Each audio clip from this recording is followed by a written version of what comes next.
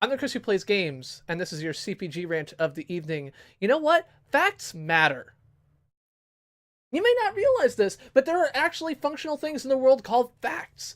There are these things that can be confirmed via empirical evidence. There are these things that can be estimated via science and other things like that. There are these things that aren't just made up and pulled out of your ass, you fucking disaster. Okay? So facts matter. And when I say facts matter, what I don't mean is you can go someplace to where someone has said something and copy paste it and call it a fact.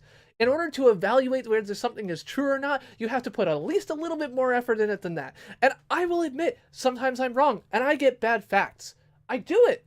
I have read and repeated and quoted bad facts. I have done it via poor fact checking, poor source confirmation, and other things like that. But use your critical thinking skills.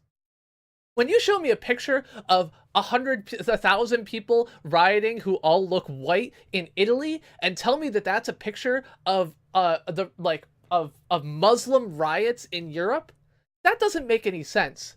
When 15 people retweet your response to that and ignore my follow-up that says, actually, that's an economic protest in Rome, that's even worse. It's this whole confirmation bias. You see something that confirms what you want to see, and you can't ever say to yourself, like, oh my god, maybe that's wrong. And it's not just don't get me wrong, this is not just the right side of the aisle or the left side of the aisle. It's fucking everybody. We all do it. And I get that confirmation bias is a real thing. It's like a scientific, social, whatever thing it is. Like, that is a thing that exists. But you have to get past it. You have to get past it and get into a world where you use facts that mean something. Oh my god. Oh, I'm gonna burst a blood vessel. All right. So let's sit down and talk a little bit about facts. Facts are empirical. Facts are evidence-based. Facts can be confirmed or denied by, observing the same evidence or other things like it.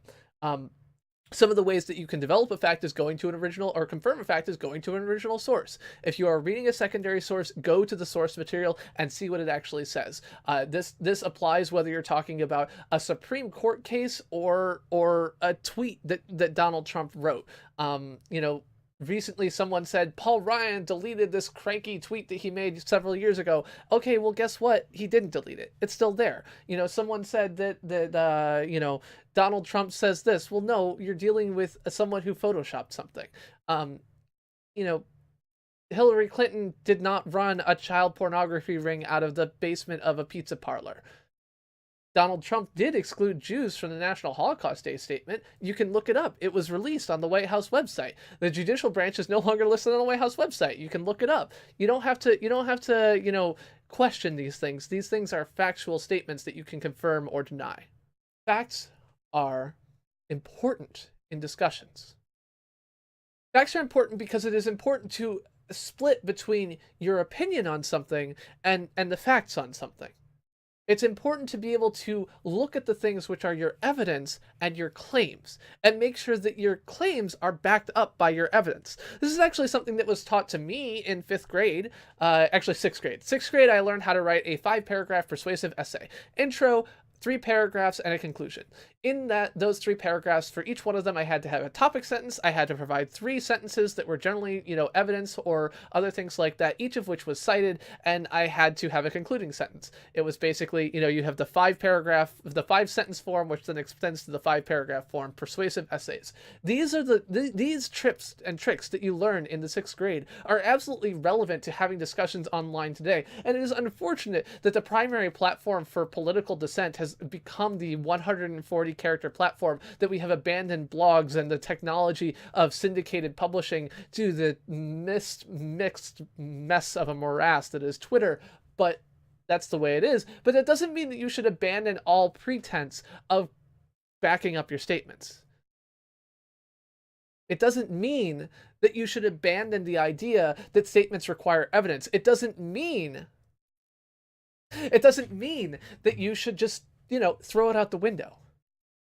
Yes, it's hard to make a evidence-based statement in 140 characters, but you know what? Don't even worry about backing it up necessarily in a tweet, but make sure that when you are making a statement, you feel you have some evidence to back it that you feel is strong.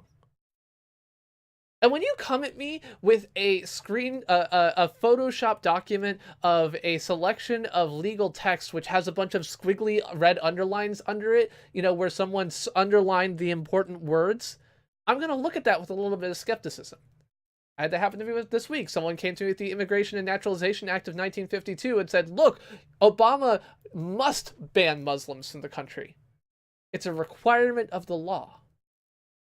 And so this ban is good or whatever else like that. And I looked at it and I said, like, your source, it just feels off to me. Something about this feels wrong. And I looked it up, and of course, the INA of 1952 is actually the INA of 1952 as amended in 1965 and a bunch of other times. In fact, a quote from a legal expert who's reviewed this is that this particular section of legislation, 8 USC 1182, is seemingly intentionally written to age judges prematurely.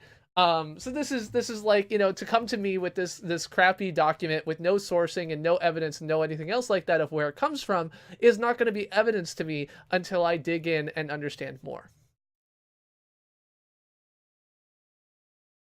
Facts matter. Investigate facts. Have facts at hand when making an opinion. Think about things critically. And if a fact seems to not fit the rest of the narrative, if a fact doesn't seem to fit in, figure out why. If you look at a number and say, that number doesn't really make sense, see if you can find a second source for it. If you look at something, for example, the Washington Post recently did an article where they said, size of the federal government relative to is smaller than ever, which isn't true. In absolute numbers, which isn't true in percentage, because in 1979, despite the population being much lower, there were certainly fewer people who were employed by the government. In 1939, before the World War II buildup, there were fewer people employed by the federal government as a portion of population than there are today. But that didn't matter, because the narrative they were presenting was Donald Trump says government is big, we say government is small. And it's not to say that the main thrust of their point wasn't accurate. But when you miss those other facts, you're excluding an important part of the narrative, an important part of the discussion. And some people will say, I would actually like to go back to the pre-World War II government size. That I think that was the right thing to do. I don't, but some people might. And so to exclude that from the narrative entirely and say smaller than ever is foolish. And so some people say, always do your homework. Thanks to the Nines. It's the same thing in any conversation. When you walk into a discussion, make sure that you know what you're saying and make sure that you have real facts backed up by reputable sources, that you're not please don't deny when someone links a fact checker to you. Please just don't use the logical fallacies that are so common. Oh, Snopes is run by a left-wing liberal. Okay, except he was registered as Republican for 2 decades. But factcheck.org is biased in the stories they select to fact check. Well, yes, fine, it is, but that doesn't mean that this fact-checked article, which has sources and everything else like that, is wrong. Facts matter. Facts matter. Remember it. Live it. I'm the Chris who plays games. This has been your CPG rant of the evening.